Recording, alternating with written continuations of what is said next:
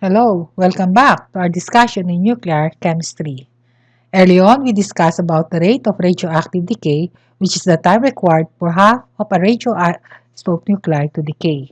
This time, we will discuss about dating based on this radioactive decay. Dating is a method of determining the age of an object with the use of radioisotope. So radioisotopes dating uses radioisotopes to determine the age of an object. The ages of articles of organic origin can be estimated by radiocarbon dating. Radiocarbon dating is based on measuring the amount of carbon-14 and carbon-12 in materials. The carbon-14 isotope is produced when atmospheric nitrogen is bombarded by cosmic rays. So in this reaction, the carbon-14 is produced continuously in the upper atmosphere as the nitrogen atoms captured cosmic ray neutron. So when a cosmic ray neutron is captured by nitrogen-14, carbon-14 is produced and one proton. Then furthermore, this carbon-14 reacts with oxygen molecules to form carbon-14 dioxide. Carbon-14 plus oxygen producing carbon-14 dioxide in the atmosphere. This process continually supplies the atmosphere with the radioactive carbon-14 dioxide, which is removed from the atmosphere by photosynthesis. The intensity of the cosmic ray is related to sun's activity. As long as this remains constant, the amount of carbon-14 dioxide in the atmosphere remains constant. Carbon-14 dioxide is incorporated into living organisms just as ordinary carbon-12 dioxide is. So a certain fraction of all carbon atoms in the living substances is carbon-14. After that, the plant no longer carries out photosynthesis, so it no longer takes up carbon-14 dioxide. Other organisms that consume plants for food stop doing so at death. The radioactive carbon-14 isotopes decays according to the equation. Carbon-14 emitting beta particle will produce the nitrogen-17 nuclei. And this process of a beta decay of carbon-14 will take a half-life of 5,730 years. The emissions of carbon-14 in dead tissue then decreases with the passage of time of this match. The activity per gram of carbon-14 is a measure of the length of time elapsed since death. So we can apply the formula that we have utilized in the half-life, where the NT is the amount that remaining and NO is the original amount times 0.5 raised to N, where N is the number of half-life a radioactive isotopes undergo a decay. Okay, so if we replace that NT by an alpha sub T, which is the activity in the object whose age is unknown, and alpha sub 0, which is the activity in the living organism, we can therefore rewrite this equation that we derived previously in the previous episode relating the amount remaining and the original amount of a radioactive nuclei at the start of the decay. Okay. However, the limitation of this carbon-14 technique is useful only for dating objects less than 35,000 years. Because if you recall in our discussion of half-life, remember the graph of relating the percentage remaining and the number of half-lives. After the 6th half-life, the remaining nuclei is only 1.5% of the original nuclei. So beyond the 6th year, between the 6th year and 7th year, older objects have too little activity to be dated accurate using carbon dating. For dating older objects, we use uranium, lead, or potassium-argon methods. For dating using uranium, lead methods, we have uranium-235 decaying to lead-206 and 8 alpha ray and 6 beta ray, and the half-life is 4.51 times 10 to the 9th years, or almost 4.5 billion years. From the previous discussion of uranium decay series, uranium undergo a series of decay until it becomes stable lead 206. However, these other nuclei have short half-lives, so we will just consider the first half-life that uranium undergo an alpha decay, which is 4.51 times 10 to the 9th year, and it reaches the stable nuclei of lead 206. So the half-life for the conversion of uranium 238 to stable lead nuclei 206 is 4.51 times 10 to the 9 years. So objects having an age 6 times of this half-life can be dated using this technique. The other technique is using potassium 40 isotopes. The potassium 40 isotope is capturing an electron converted to argon 40. The half-life is 1.2 times 10 to the 9th year. Again, this is 1.2 billion years. Okay. Hence, object whose age is 6 times this can be dated using potassium 40. For the application of carbon dating, let us have the following example. We have a sample of bone uncovered from the cave of Palawan has a specific activity of 6.33 disintegration per minute per gram of carbon. If the ratio of carbon 12 to carbon 14 in the living organism shows a specific activity of 15.8 disintegration per minute per gram of carbon, find out the age of the bones unearthed using the half-life of carbon 14, 5,730 years. Okay, you are given the alpha O or the start, the original activity, which is 15.8 in the living organism. As we have discussed a while ago, we have alpha sub O is the activity in the living organism, and alpha sub T, the activity at a time after a given time. Okay, whose age activity in the object whose age is unknown. Okay, so we identify that as the alpha sub T as the 6.33. That is the specific activity of the uncovered bone. And using the half-life of carbon, you are required here the age of the bone unearthed. What is asked is the age, that is your T. Referring to the formula that we have used in the previous discussion on half-life, if we can replace this with the activity at time T and the activity of the living organism, the activity in living organism as your NO, therefore we can utilize also this equation. Okay, so if we are asked for the time that or the age of the bones unearthed, that is the time elapsed from the time of the death of the owner of that bone. So for step 1, we have the T is your N sub T halves. This is given. So we can solve for N. This is unknown. But however, using this equation, we can solve that. We have N is 1.443, the natural logarithm of the activity of the living organism and the activity at the time where the bones was earthen. So we substitute the values. That is 15.8 disintegration per minute per gram of carbon. Then the activity at the time the bone was earthen, you have 6.33 disintegration per minute gram carbon. So this unit will cancel out. So that will give you the N value.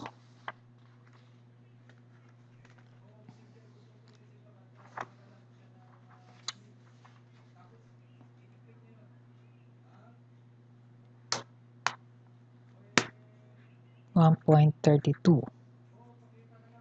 So going back to that equation of T,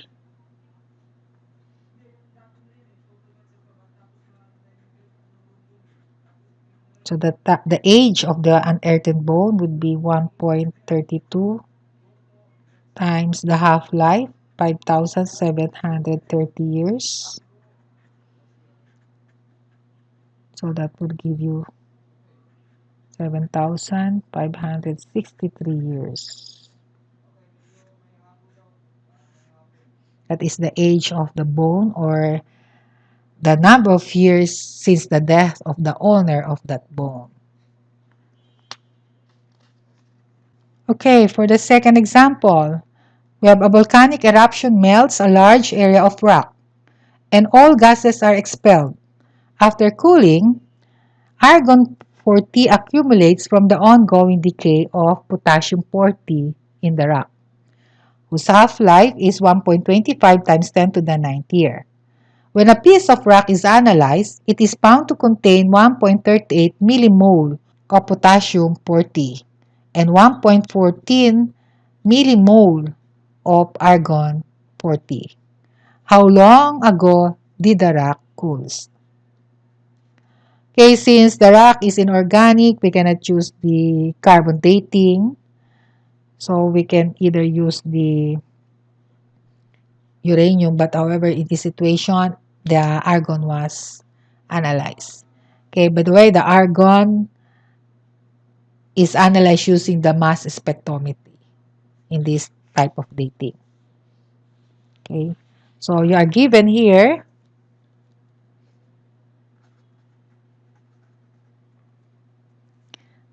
the half-life is given as 1.25 times 10 to the ninth year. Okay, 1.25 billion years.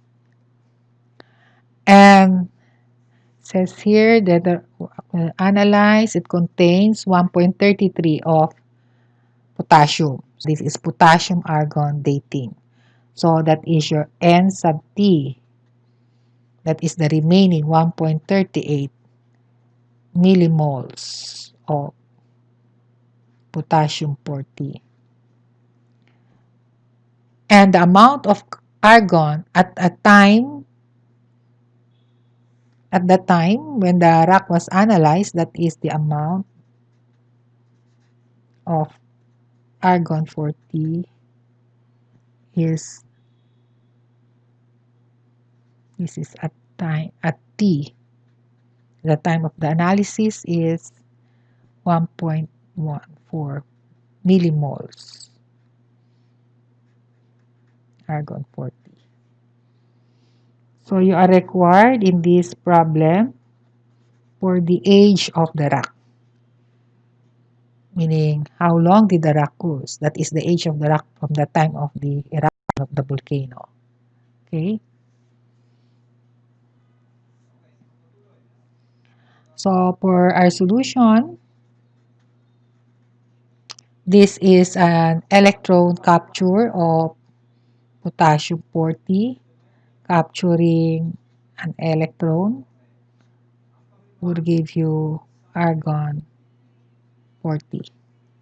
And the half-life for this reaction or this radioactive decay is 1.25 billion years. So the NO is not directly given. However, we can solve here knowing from the reaction that for every 1 mole of potassium 40 capturing an electron, 1 mole of argon is produced. Therefore, you can derive the NO from the statement of the problem and referring to the reaction. Therefore, your NO would be 1.38 millimoles of potassium 40 plus 1.14 millimoles of potassium 40 derived from argon 40 here. This one, that is totally from every one argon it comes from 1 mole of potassium 40. So this 1.14 millimoles of argon that was analyzed from the rock at that at time t is the amount of potassium 40 that captured and undergo a electron capture decay. Okay. Therefore, your NO is, if you take the sum, that is 2.52 millimoles of potassium 40. So we're given here the NT, the remaining undecayed potassium 40. So we can solve for your N, the number of half-life that the potassium 40 undergo since the time of the volcanic eruption, which melted that large area of rock. So that is 1.443, the natural logarithm of NO over N sub T. So if we plug in the values, 1.443, the natural logarithm of your NO, that is 2.52 millimoles of potassium 40 over the remaining 1.38 millimoles of potassium 40, that will cancel out. That will give you the end value. This is 0.869. Okay. So from our, since T is unknown, so it's N times the half-life. So we have 0.869 times the half-life here, 1.25 times 10 to the 9th years. So that will give us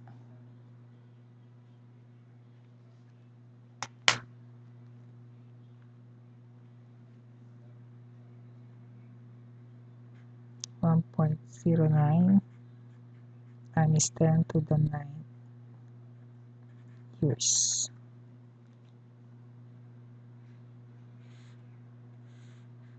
This is the time that elapsed since the volcanic eruptions that melts a large area of rocks.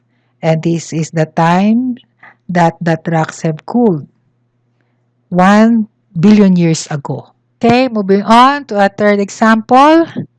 We have a rock contains 270 micromole of uranium-238, which has a half-life of 4.5 times 10 to the 9th years, and 110 millimoles of lead-206. Assuming that all the lead-206 comes from the decay of uranium-238, estimate the rock's age. Okay. So we are given here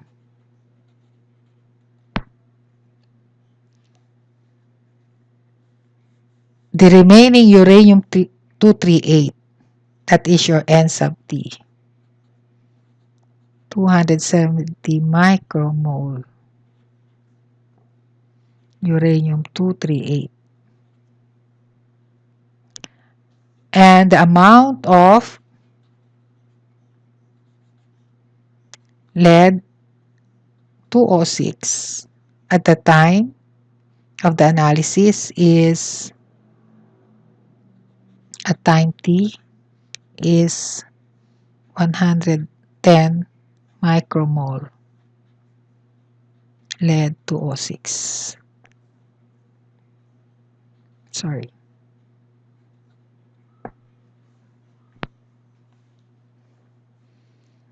The half-life for the decay of uranium-238 is 4.5 times 10 to the 9th years. You are required to find the age of the rock.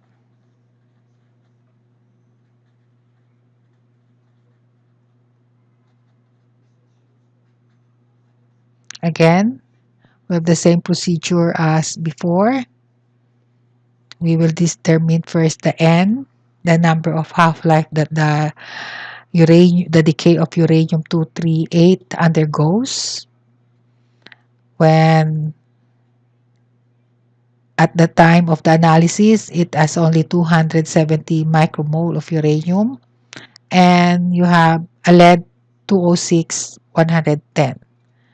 Okay, it is stated here assuming that all the lead 206 comes from the decay, because the uranium will not decay directly to lead as we have discussed a while ago. It will undergo series of decay. Here, the major decay is an alpha decay, passing to thorium, then potassium, then uranium again, then thorium, until it becomes a stable nuclei, lead 206.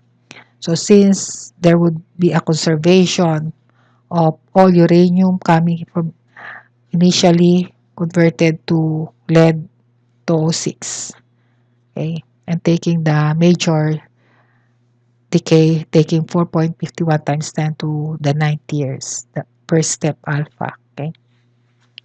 So the first step from that statement that all uranium is converted to lead 206, okay, this is the reaction. Uranium converted to lead 206 have a total of 8 alpha and 6 beta here. If you sum up that, that is a total of 8 alpha and 6 beta particle. Of course, in between there would be gamma, but that is neglected, okay? So this is the reaction. Okay, so for every one uranium nuclei, it will decay to one lead nuclei. And the longest half-life is 4.5 times 10 to the 9. The other is minute, day. So we'll take that one, okay? So therefore, the initial amount of uranium is the amount that is left, 270 micromole, 270 micromole of uranium 238 plus the uranium that decay to lead 206, and that is 110 micromole of uranium 238 that decays to lead 206. Okay, that will give you the initial nuclei of uranium at the start. Okay, that is, the total is 380 micromole of uranium 238. So we compute for your N, the number of half-life it undergoes. Okay, we have your N is 1.443, the natural logarithm of the original amount of the nuclei over the remaining nuclei at the time of the analysis. So we plug in the values. Your NO is 380 micromole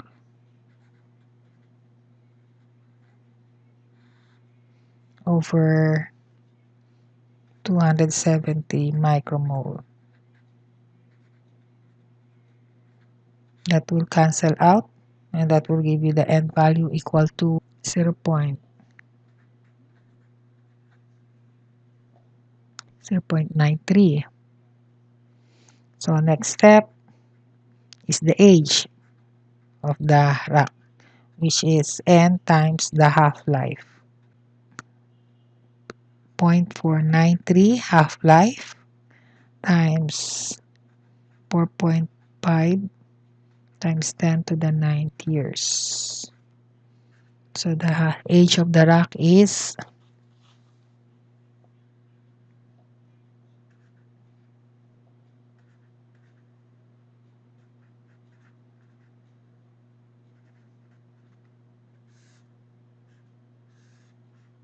Okay. So the rock is 2.22 times 10 to the 9 years, or 2.22 billion years. That is how old the rock. Initially, there are 380 micromole of uranium. Then at the time of the analysis, there are only 270 micromole. For the fourth example, we have a sample of uranium ore is found to contain 4.64 milligram of uranium-238 and 1.22 milligram of lead-206. We're asked to estimate the age of the ore. Okay, in this problem, we are given the mass of uranium available at the time of the analysis and the lead. Analyzing the problem, we are given the remaining is 4.64 milligram of uranium-238. That is the remaining nuclei at the time of the analysis. And the amount of lead-206 at the time of analysis is 2.22 milligram.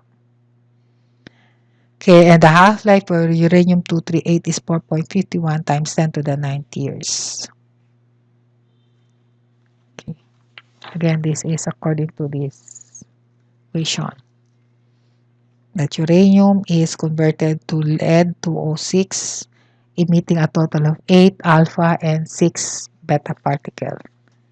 Okay. And it will undergo a half-life of 4.51 times 10 to the 9th years, or 4.5 billion years. Okay, so what is asked is the age of the ore. The original amount of the uranium-238 is equal to the mass of uranium-238 remaining plus the mass of uranium-238 that decayed to undergo a half-life of 206. First, we calculate the amount of uranium-238 that must have decayed to produce 1.22 milligram of lead-206 using the isotopic mass. Okay, so the amount of uranium-238 that is converted to 1.22 milligram of lead-206 using the ratio of their isotopic mass. 206 milligram of lead-206 is to 238 milligram of uranium-238. This is the isotopic mass. So taking that ratio, we can determine how much uranium-238 is converted to 1.22 milligram of lead-206. In the previous example, we just simply add the amount of lead at the time of analysis and the remaining because the unit is in terms of micromole. But in this case, the quantity or the amount of the nuclei present at the time of analysis is in terms of milligram. So we multiplied them by this ratio of their isotopic masses. So that means that 1.22 milligram of lead-206 is to 1.41 milligram of uranium-238. So 1.41 milligram of uranium-238 is converted to 1.22 milligram of lead-206. That is what you meant by that.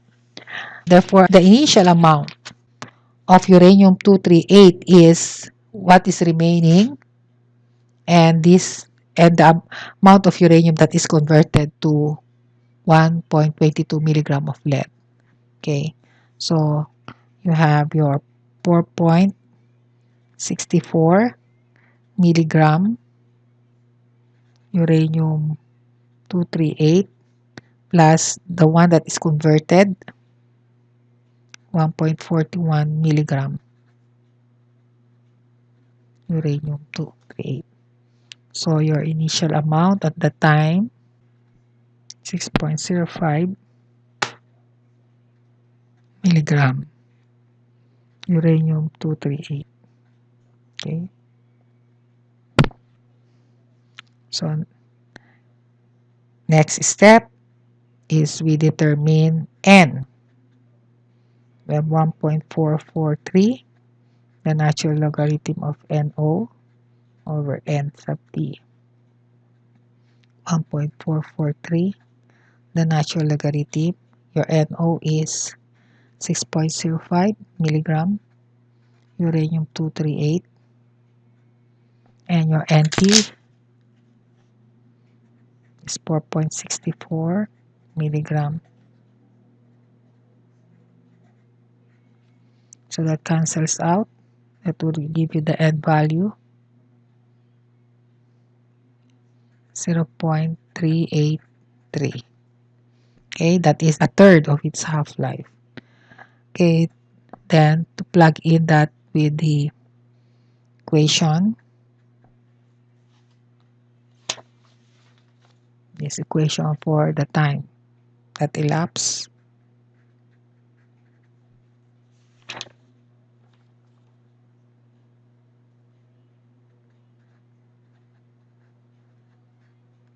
the half-life of uranium converted to lead 206.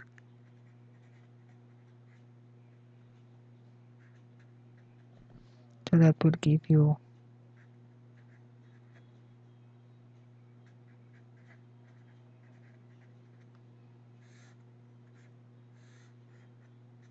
okay. So the rock is 1.73 billion years old. Again, the difference between the two problem here, it will just illustrate. In the third problem, we just add the amount present, the remaining, and the converted uranium to lead 206 because the unit is millimoles already. In this one, we take the ratio because the unit is in terms of mass. Okay, so we multiply that by the isotopic masses of lead 206 and uranium 238. Okay, that is the application of radioactive decay in determining an age of an object.